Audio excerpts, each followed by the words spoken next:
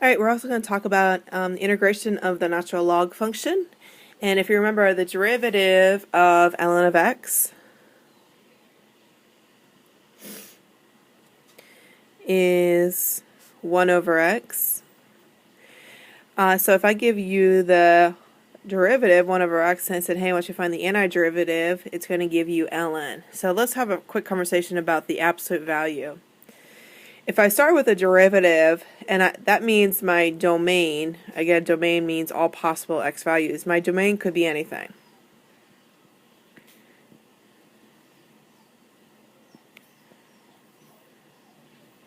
The problem lies with my ln, because my ln, its function, looks like this. It only deals with positive x's. So how can I ensure, or my starting function requires it could be anything, it could be any value of x, positive or negative. How can I ensure when I take the antiderivative that ln only deals with positive x values? Well, that's where the absolute value come in. And so the absolute value, derivative of 1 over x is ln of the absolute value of x. And so that way we can limit our domain to only positive x values.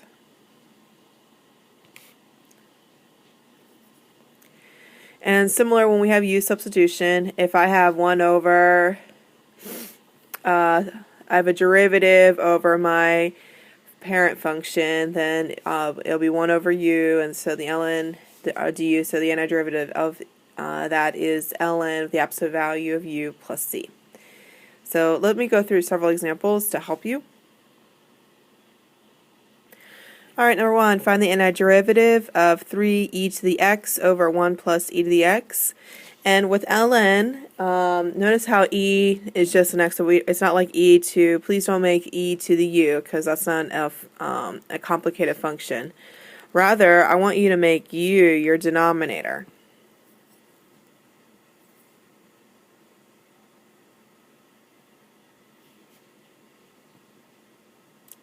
That means du is going to be derivative 1 is 0, derivative e to the x is e to the x times dx. So dx is equal to du divided by e to the x. And so now we can substitute back in.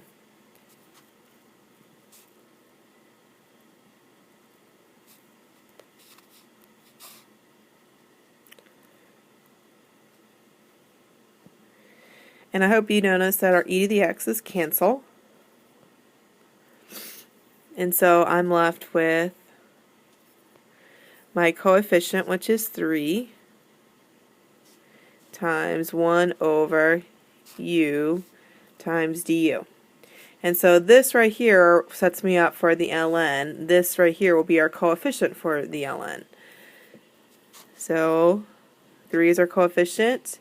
1 over u gives me ln of the absolute value of u plus our c. And so that is 3 ln of the absolute value of 1 plus e to the x plus c.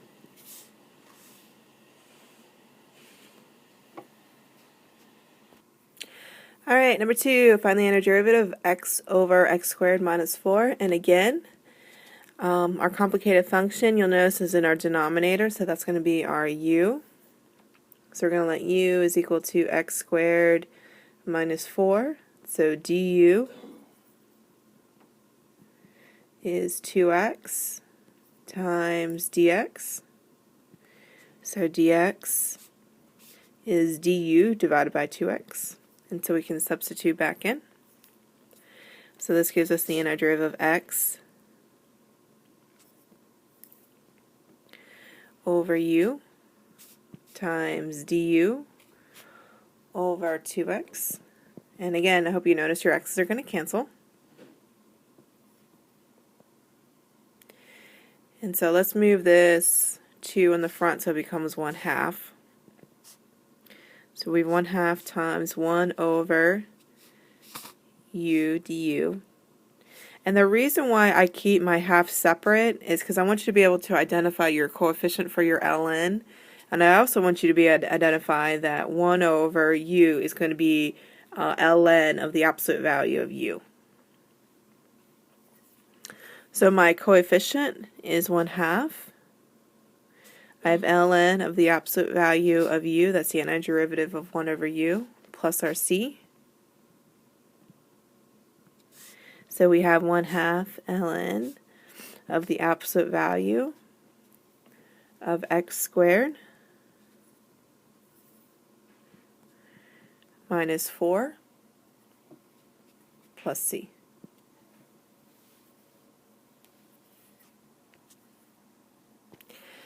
Alright, number 3, with the antiderivative of x over 2 times x squared plus 1.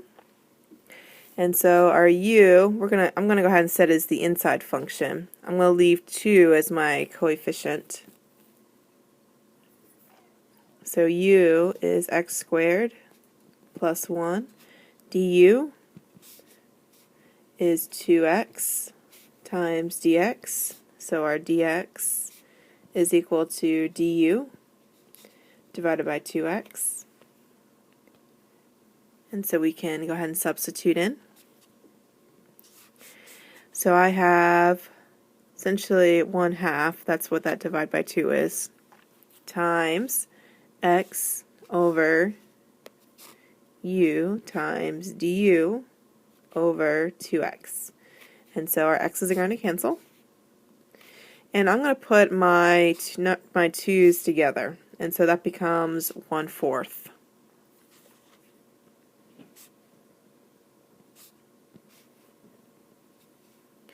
So I have the antiderivative of 1/4 times 1 over u du. And so the antiderivative, again, here's your coefficient for your ln, and this becomes the ln of the absolute value of u. So the antiderivative is 1/4 ln of the absolute value of u plus c. And so now we have to substitute back in. So we have 1/4 ln of the absolute value of x squared plus 1 plus our c. And that's our final answer. Alright, number 4, we have the antiderivative of sine x times secant x dx. Let's go ahead and move secant back down so you're able to see this a little bit better. So we have the antiderivative of sine x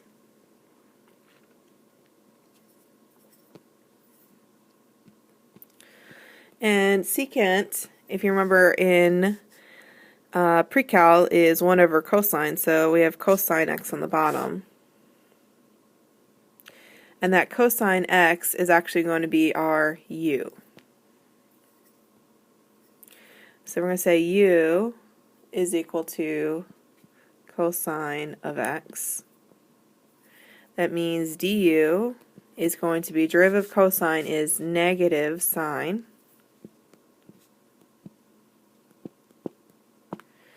times dx.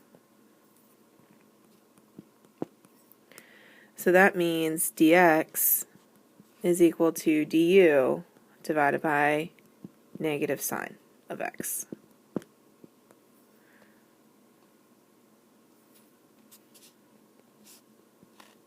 So let's go ahead and substitute in. So we have sine x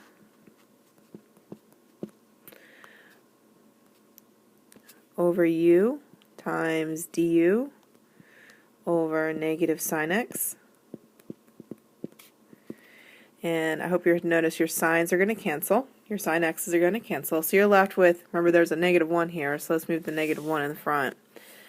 So we're left with the antiderivative of negative 1 times 1 over u du. And so that gives me negative ln of the absolute value of u, whoops, wrong color, plus c, which is, substitute back in, ln, or negative ln, excuse me, of the absolute value of cosine of x plus c. And that's our final answer.